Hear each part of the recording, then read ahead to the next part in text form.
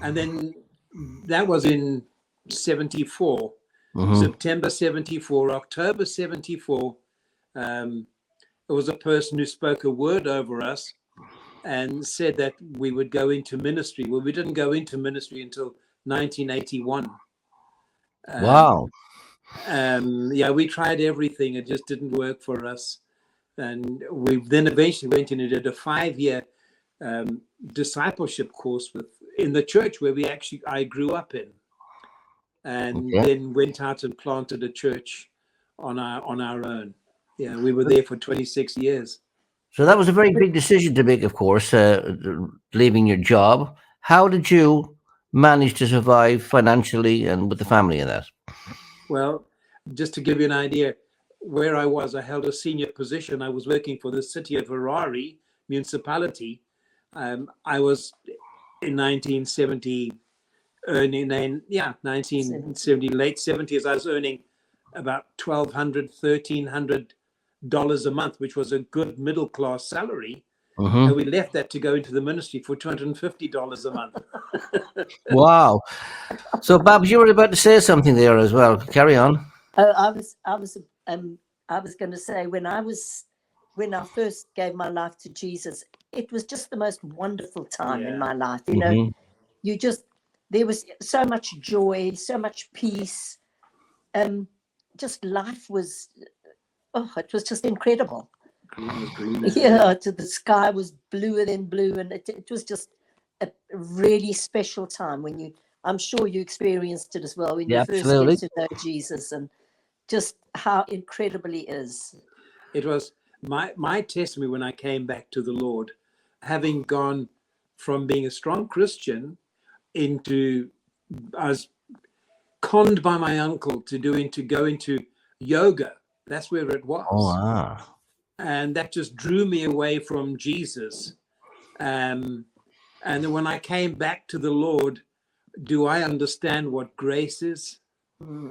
I can remember, I think the first year, every Sunday, I'd be up at the altar just kneeling down. There was a little corner there where I just go in and just weep before the Lord, knowing of what his grace meant to me, having known him, rejected him, and come back to him, and him accepting me again. It was just such an incredible thing in my life. Yeah. Now, there's a lot of people, and once they believe in yoga, and they believe that they get something from it. So, what's the difference between doing the yoga and knowing Jesus? What's the difference? Yoga, you're trying to release yourself within you. You're trying to find your salvation within you, whereas you cannot. Salvation is only found in Jesus. Secondly, in yoga, the different postures that people do in yoga, I've led to understand, I've had this backed up by other people saying this, they're actually worship positions to the spirit of Kundali, which is in your body. Oh, I see. Kundali is a snake which is in your body. You've got 7 chakras, which you learn to overcome. And then you release the serpent in you, Kundali, and it just doesn't make any sense, does it? But anyway, that's what you do. And then you enter into that nirvana sort of state, which is just an absolute lie. The serpent is set free in your heart, you know. And so, Bob, at this particular stage, did you nag him about this, or did you get onto him, or just speak to him about the going away from the Lord? Well, because I wasn't saved yet. I see. I hadn't made Jesus the Lord of my life. I just thought, it's a little fad he's into. Going through. You know? As men do, yeah. Yeah, exactly. So it didn't affect him too much in the everyday life. Occasionally he would burn incense, and I thought, oh well, that's just his little thing. So, you went and did the yoga, and what was it that drew you back to Jesus? Just being in that first just service. a revelation, almost a soul revelation, you know, with Jesus. Why are you kicking against me, sort of type thing. I can remember at that meeting where Babs went forward for the cross and the switchblade. She never told me she was going forward. I never told her I was going forward. I just went forward. And my mate Pete came up to me and says, Welcome back, Dan. So is that married life that you never tell each other things? Or is it that you don't listen? Dan? So, okay, you became a Christian later then, Babs, okay, and you were both. What wider effect did it have on your family and, your sisters and your siblings and what have you? That's interesting. Oh, when I got saved. Yeah, when you got saved, yeah. Well, the person that took it the hardest was my father. Wow. Because he couldn't understand what it meant to be born again. Even though he was in a Reformed church. Yeah. Mm-hmm. And but because in the Reformed church, you take on your husband's church, your husband's church. I see, yeah. So it was kind of okay for him. But then when my sister started getting interested, that he found that hard. But all my sisters were eventually saved as well. And Dad. And my dad as well. My dad Wow. eventually was born again and got baptized. It was amazing. At the age of 74. So you made a big decision then to go into ministry in 74. How hard was it for you to actually start and really get into ministry? You know, I'd been working. So we actually went into ministry in 81. And we did 5 years discipleship in the church where we were going. Mm-hmm. The pastor's discipled me through like that. It was just such a strong calling in our lives. Mm-hmm. That we just knew this is what we had to do. And well, without faith, it's impossible to please God. And we had to take some faith steps. Indeed. Never regretted it. We've never regretted it. No. So you said a very strong calling. How did you guys know that God was calling you? Was it confirmed, or did you just step out in faith yourselves? No, it was confirmed by many, many friends of ours. Lifestories Worldwide is on YouTube, and it's very easy to subscribe to our channel. Just click the bell and subscribe, and receive notifications of when we are live, or simply watch any of our other videos. So check it out and give us a visit. From the word as well. From the word of God, just really confirmed it for us. Okay, so the ministry you went into, was that in leprosy itself and speaking to people? No. We went into ministry in 81. I was youth pastor in the church from 75 onwards. Mm-hmm. So it was just a development over youth pastor. You become a deacon, you become an elder, and then we went into the ministry after that. And we were only asked to give our testimony in 1980. No, in 2000. 2000. In 2000. So that had been our secret in ministry, that we'd had leprosy. So nobody knew? Nobody knew. Wow. Other than our family and our pastor. It was a need to know, sort of, we would have told people. And they didn't need to know. And they didn't need to know. We were advised not to tell people. I see.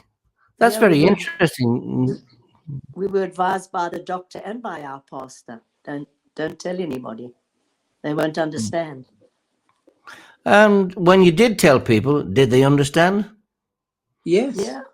We told our church, when the leprosy mission wanted to have our testimony, because it was kind of unique, we said, well, we're first telling our church before you even print a word. You didn't want them to find out through the back door, basically. No. Correct. Yes. Yeah. That was terrifying. That first Sunday when we, went public. Right. And we just told the people. Then we went to the door, and the people.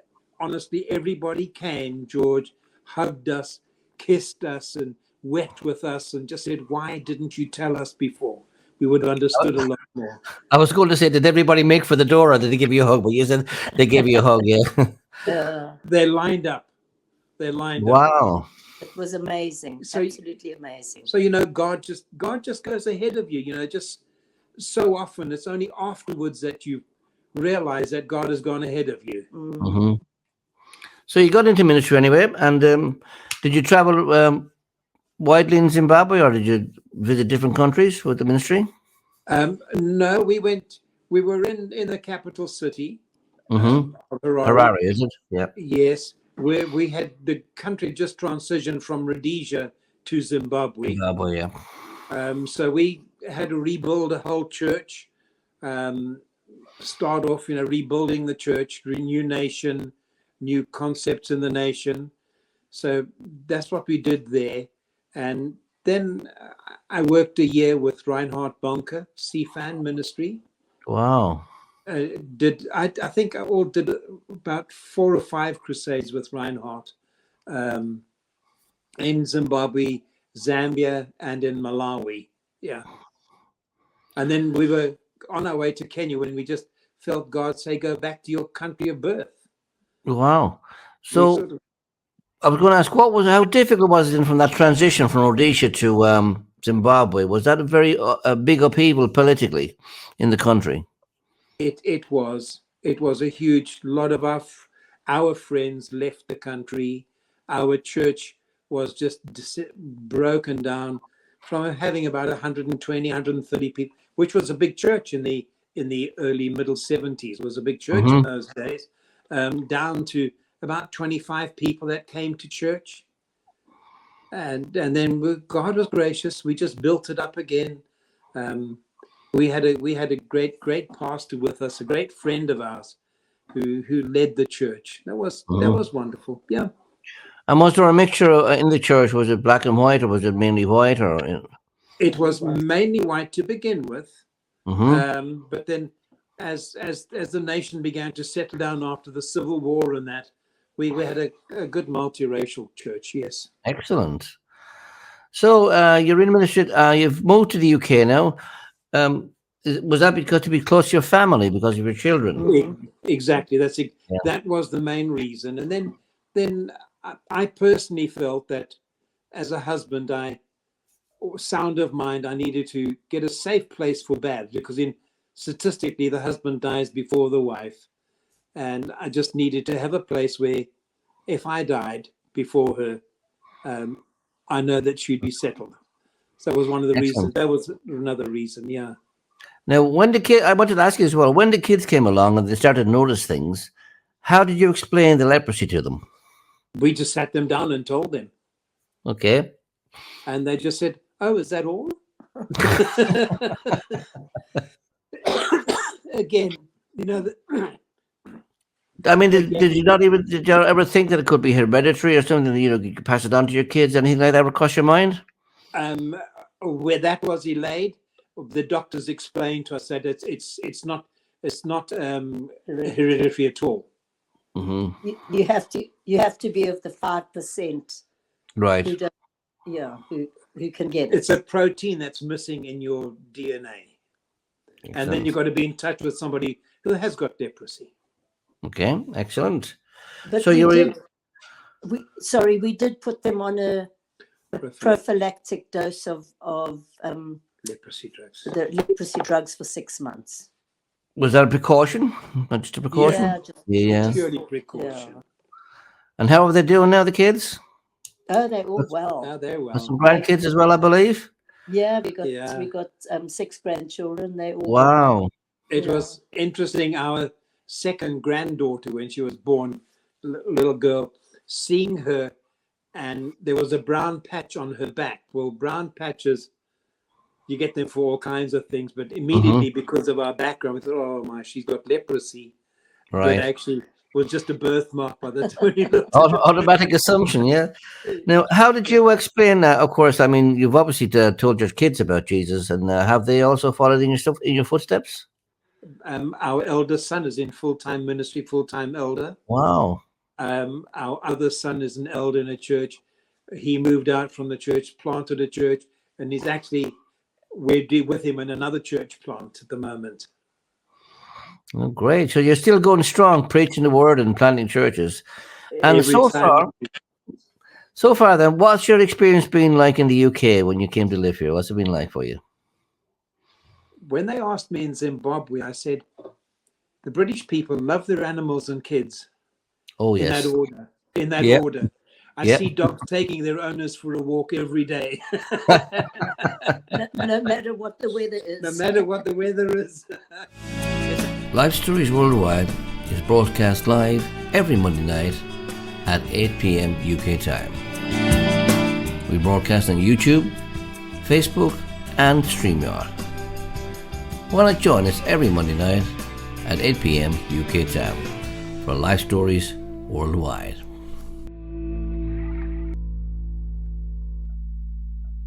Yes, I can see you're feeling the weather because you got your coat on inside. Yeah.